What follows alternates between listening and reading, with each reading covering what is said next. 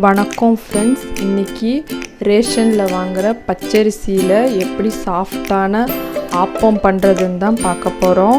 அதுக்கு இந்த டம்ளர் அளவில் 1.5 டம்ளர் பச்சரிசி எடுத்திருக்கேன், 1/4 டம்ளர் புழுங்கல் அரிசி, 1/4 டம்ளர் உளுந்து எடுத்திருக்கேன்.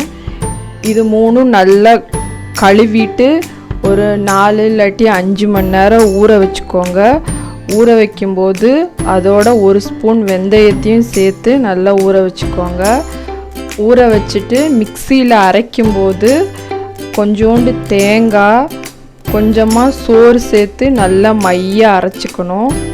நல்லா ஊற வச்ச அரிசி, உளுந்து, தேங்காய், சோறு எல்லாம் போட்டு மிக்சியில் அரைச்ச மாவு இப்படி தான் இருக்கும்.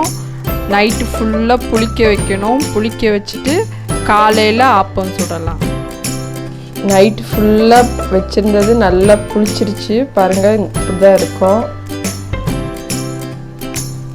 இதில் தேவையான அளவு உப்பு போட்டுக்கலாம்.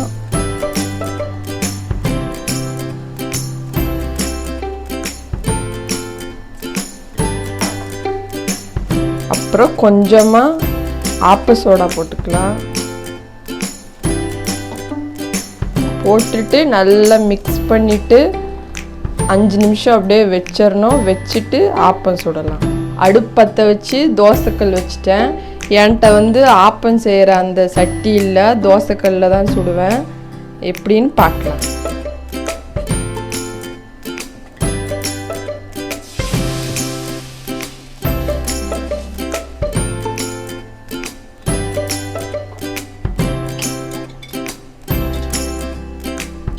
மேலே எண்ணெய் ஊற்றிக்கோங்க. ஊற்றிட்டு ஒரு மூடி வச்சுருங்க. சிம்லே வைங்க, அப்போ தான் நல்லா வெந்து வரும். பாருங்க, நல்லா வெந்துருச்சு, எடுத்துடலாம்.